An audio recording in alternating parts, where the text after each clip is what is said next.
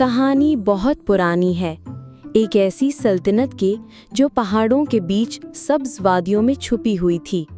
इस सल्तनत का नाम था नूरिस्तान और वहाँ की शहजादी एक ऐसी लड़की थी जो सिर्फ खूबसूरत ही नहीं बल्कि नरम दिल, नेक सीरत और इंसाफ की पैकर भी थी।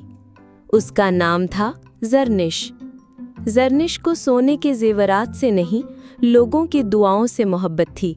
वो हर सुबह बाग के महल में जाती, फूलों को पानी देती, जानवरों से बातें करती और खामोशी से गरीबों के लिए दुआएं मांगती।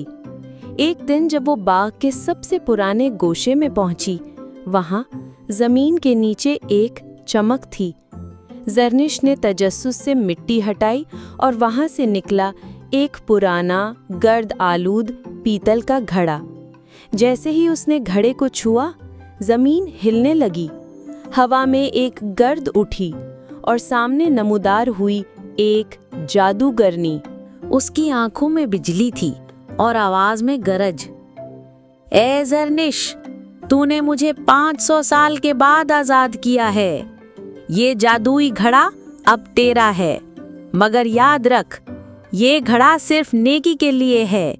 अगर इसे लालच, गुरूर या बदी के लिए इस्तेमाल किया तो अंजाम भयानक होगा।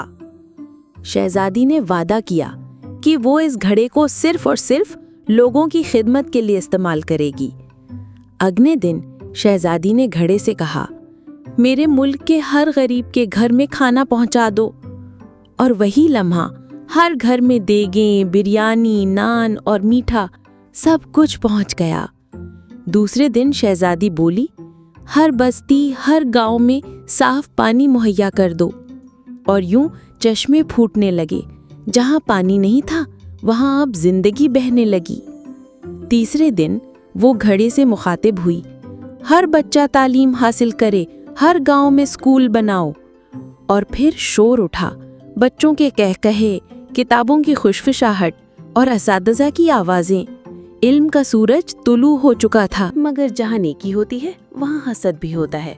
महल में एक वजीर था, नाम था फहाद।